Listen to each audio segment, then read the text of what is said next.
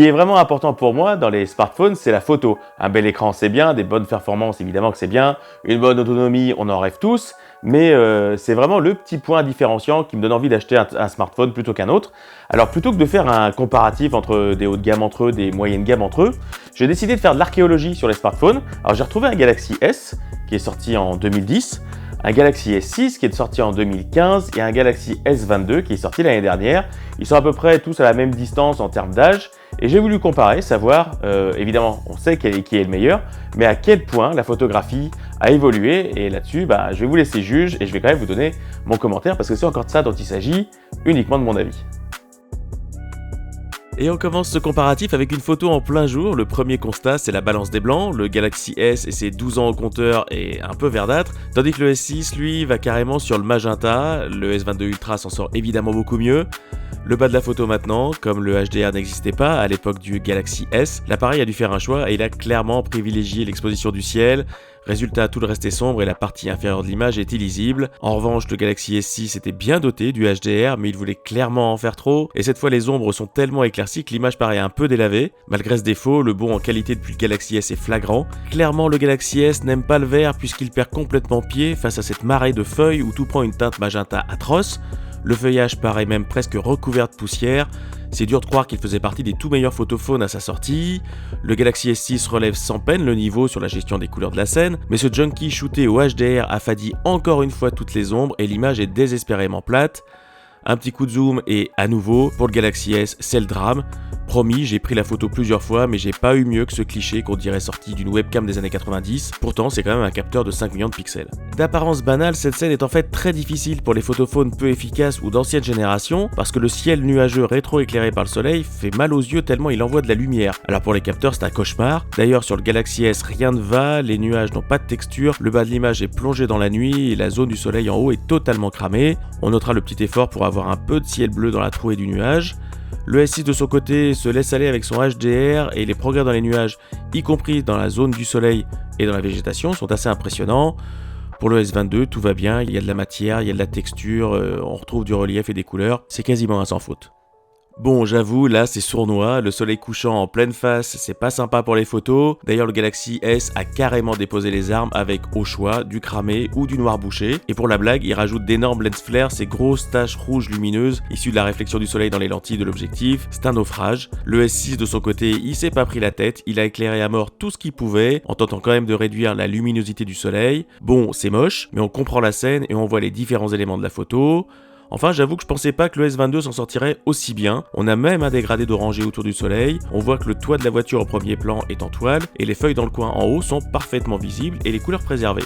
Par contre, le gros lens flare vert au centre de l'image, c'est moche. Toutes ces photos, ça m'a donné faim, alors direction le McDonald's et une photo du CBO. Alors vous, je sais pas, mais la photo du Galaxy S ne me donne clairement pas envie de le manger, c'est tout grisâtre et ça donne un effet de nourriture restée bien trop longtemps dehors. Le S6 s'en sort clairement mieux et le S22 ne doit finalement sa victoire qu'à une photo qui semble plus nette. Une photo de couloir maintenant, bon c'est vrai c'est pas Shining, mais en vrai il est quand même un peu sombre, donc les trois modèles ont dû se débrouiller pour l'éclaircir et le rendre plus sympathique. Ça les oblige souvent à monter en sensibilité et pour le Galaxy S ça ne pardonne pas avec un bruit numérique qui submerge l'image et malheureusement pour lui ça se voit encore plus en zoomant. Le S6 s'en sort mieux de ce côté là parce qu'il lisse tout à la truelle pour faire disparaître le bruit, mais il fait aussi disparaître les détails par la même occasion. Le S22 retrouve du détail, notamment sur la structure du parquet, mais il se débarrasse pas complètement du bruit. Pour les trois, cette scène finalement, qui paraissait simple, a posé de gros problèmes. Bon allez, c'est le dernier contre-jour, c'est promis, mais je trouve qu'il illustre bien les progrès réalisés par les smartphones. Tout se passe là, par la fenêtre. Le premier de la famille des Galaxy S est incapable de gérer les violents contrastes et tout le paysage est cramé. Le S6, lui, il utilise le HDR, il arrive à sauver la moitié de la fenêtre. Quand avec le S22, on arrive à voir tout le paysage derrière la fenêtre. J'avais pas prévu de faire cette série de photos, mais lorsque j'ai découvert que, contrairement à ce que je pensais, le Galaxy S possédait bien un mode nuit, déjà en 2010, je suis parti vers le premier parking souterrain pour voir ce que ça pouvait donner. Et à l'époque, Samsung, ça rigolait pas avec les modes nuit, parce que la différence avec le mode automatique est assez incroyable pour un téléphone de cet âge. On voit clairement apparaître le SUV noir, la Twingo rouge et même le scooter qui sort de l'ombre, ainsi que la structure du mur du fond. En revanche, déception pour le S6 dont le mode nuit se limite à éclaircir un peu les ombres. Du côté du S22, le mode nuit va surtout servir à détailler les textures, à déboucher les ombres et à faire gagner en netteté. Allez, pour le plaisir, direction le KFC et son slogan écrit en néon rouge sur le mur, tout simplement parce que Samsung s'est toujours ramassé sur les photographies de néon rouge. De génération en génération, c'était raté et le S22 ne faisait pas exception à son lancement. Mais voilà que finalement, le miracle est arrivé avec une grosse mise à jour de l'appareil photo en fin d'année. Ça lui a permis de faire cette photo enfin correctement.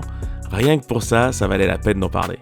Bon, et le selfie, ça donne quoi? Pour le Galaxy S avec une caméra en VGA, il fallait pas s'attendre à grand chose, et le miracle n'a pas eu lieu, c'est moche, c'est flou, c'est cramé. Avec le S6, la société de la photo narcissique est passée par là, et le constructeur a pris au sérieux l'autoportrait. Le capteur tient la route, mais le traitement, pas vraiment. On dirait que j'ai pris un coup de soleil et que j'ai fait un lifting au nano-collagène tellement ma peau est lissée. En plus, la profondeur de champ très longue n'est pas vraiment esthétique. Sur ce genre de cliché, c'est censé être moi la star, pas les arbres derrière. Et le S22, ça, il l'a bien compris, car en plus d'avoir ma vraie couleur de peau, il sort un fond joliment flouté, et en plus, je retrouve les défauts de ma peau. Pas que je les aime plus que ça, mais au moins, c'est réaliste. Un petit coup de zoom et boum, si on s'attendait à la catastrophe avec le Galaxy S, déjà bien éclaté sur la vue d'ensemble, le manque de définition du S6 est presque choquante, surtout comparé à l'incroyable définition du S22, que ce soit pour ma barbe ou pour la texture du t-shirt. On finit ce grand comparatif photo avec cette vue de la scène. Le S6 est fidèle à lui-même et éclaircit trop les ombres, tandis que le Galaxy S, du haut de ses 12 ans, n'a finalement pas trop à rougir et pourrait presque passer pour un modèle contemporain.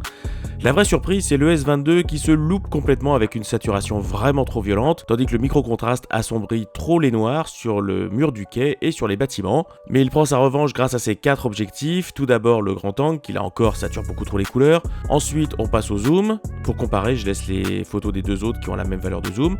On a donc le 3x optique, assez commun désormais, le 10x optique, beaucoup plus rare, le très impressionnant 30x hybride, et pour le plaisir, le 100x. Ok, celui-là, il est pas très propre, c'est plus de la curiosité, mais comparé avec les deux autres photos pour voir ce que le téléphone va chercher comme détail, c'est vraiment fou. Donc là, comme le S22 est à fond de zoom numérique, je vais faire pareil sur les deux autres. Et j'avoue que le S6 me surprend pour les détails de la structure de la tour qu'il arrive à récupérer. Pour bien illustrer l'évolution du zoom sur la gamme S de Samsung, je repasse le 22 à 30x. Et ce sera là la fin de ce comparatif photo. Mais ne partez pas parce qu'il y a encore 2 séquences vidéo, promis, ce sera court.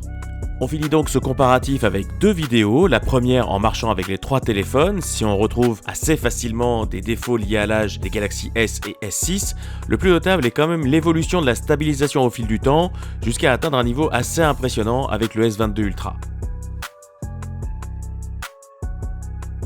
Enfin, c'est au tour de la captation sonore, et là encore, alors que c'est un point que l'on néglige parfois, les progrès ont été notables au fil des années.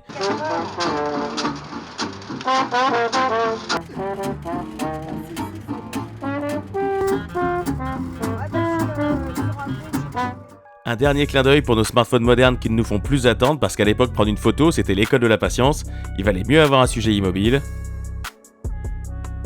Et voilà, la photo est faite. On l'a vu avec ce petit test pas du tout scientifique, la qualité photo-vidéo des smartphones a fait un bond incroyable sur ces 12 dernières années. Maintenant, moi ce que j'aimerais c'est que cette qualité des premiums descende aussi sur les gammes intermédiaires et sur les smartphones d'entrée de gamme. Sur les premiums, ça serait bien aussi que les vidéos stabilisées la nuit soient un peu mieux stabilisées, que les photos soient un peu moins bruitées, que pourquoi pas on regroupe tous les objectifs en un seul avec des systèmes de lentilles immobiles. Bref, il y a le choix sur l'innovation et à mon avis, les prochaines années pour la photo sur smartphone devraient être plutôt intéressantes, mais c'est que mon avis et ça n'engage que moi.